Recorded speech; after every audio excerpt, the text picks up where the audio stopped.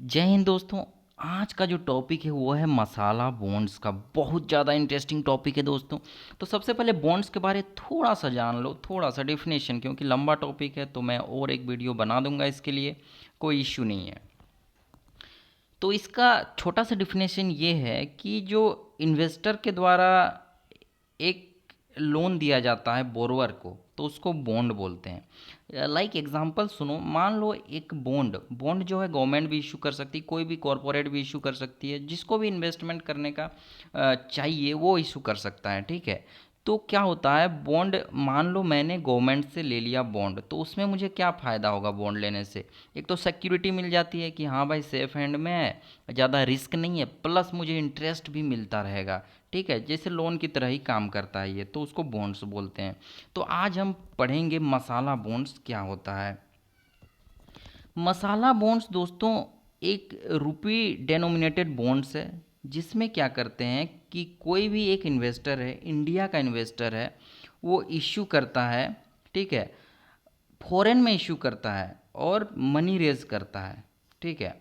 कहाँ से? ओवरसीज से, फॉरेन से मनी रेज करता है। जैसे हम लोगों का यहाँ होता है बॉम्बे स्टॉक एक्सचेंज, उसी तरह दोस्तों वहाँ होता है लंदन स्टॉक एक्सचेंज। वहीं पे ये सब लिस्ट किए जाते हैं ये सब बॉन्ड्स, और वहीं से बेचे जाते हैं और वहीं से पैसा उठाया जाता है, ठीक है। तो इसको जो है वर्ल्ड बैंक ने 2014 में एक बार स्टार्ट किया था इंफ्रास्ट्रक्चर प्रोजेक्ट के लिए, ताकि इंडिया में डेवलपमेंट हो सके, ठीक है, ज़्यादा से ज़्यादा फंड रेज हो सके, इसीलिए इन्होंने किया था।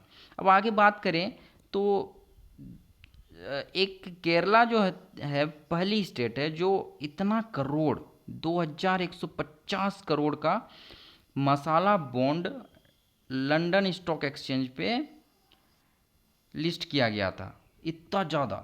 और हम बात करें तो बहुत सारे हम लोगों की कंपनी है, जिससे हम लोग को तो फॉरेन एक्सचेंज चाहिए रहता है ना दोस्तों। तो फॉरेन एक्सचेंज में जैसे कि पीएसयू हुआ, NTPC, HDFC, Indian Indian bulls housing finance, ये सारी कंपनियां ये इश्यू करती है ये बॉन्ड, ताकि ज़्यादा से ज़्यादा फॉरेन का मनी हम लोगों के पास आ सके। अब बात करते हैं इसके एडवांटेज की, ठीक है। एडवांटेज क्या है दोस्तों? इसमें करेंसी रिस्क बहुत कम होता है, ठीक है दोस्तों। करेंसी रिस्क कैसे कम होता है? क्योंकि हम ये, इसका रूल है इस बॉन्ड्स का, जब भी हम ये बॉन्ड हम इशू करेंगे वहाँ पे लंदन स्टॉक एक्सचेंज पे, तो जो पैसा हम लोगों को मिलेगा वो ऑलवेज इंडियन रुपीज़ में मिलेगा। तो ये एक फ़ायदा है। और इसे इश्यू कौन करवाता है दोस्तों? आईएफसी, ठीक है, इंटरनेशनल फाइनेंस कॉरपोरेशन, जो कि एक हम बोल सकते हैं इन्वेस्टमेंट ब्रांड के रूप में काम करता है वर्ल्ड बैंक के साथ, ठीक है। तो ये एक एजेंसी है यूएसए की। अब ये दोस्तों एक्सटर्नल कमर्शियल बोरोइंग से इसलिए अलग है बिकॉज एक्सटर्नल कमर्शियल बोरोइंग में हम लोग डॉलर से भी ले लेते हैं, कुछ भी ले लेते हैं, लेकिन इसमें सिर्फ हम इंडियन रुपीज़ ही लेते हैं कि भाई हमको तो रुपीज़ ही चाहिए, डॉलर उलर येन यून हमको मुझे कुछ नहीं चाहिए। तो यही सब बात होता है, ठीक है। और दोस्तों इतना ही नहीं, एक ऐसे ही टाइप से बहुत सारा नाम है। आईएफसी इसका नेमिंग ये मसाला बॉन्ड इसलिए रखा बिकॉज ये इंडियन कल्चर और क्यूजीन को दर्शाता है। क्यूजीन क्या होता है दोस्तों? जैसे फूड जो बनता है उस प्रोसेस को बोलते हैं क्यूजीन, तो उसको देखकर ये मसाला बॉन्ड नाम दिया गया है। क्योंकि देखो पहले ये सब भी नाम है, ये सब भी जैसे समोसा हुआ, गंगा हुआ, पीकॉक, ये सब भी बॉन्ड का नाम है, लेकिन लिस्ट जो हुआ वो सिर्फ मसाला बॉन्ड लिस्टेड है लंदन स्टॉक एक्सचेंज पे। तो इनका मैच्योरिटी कितना साल का होता है? 3 साल का भी हो सकता है, 5 साल का भी हो सकता है, 7 साल का भी हो सकता है, ठीक है।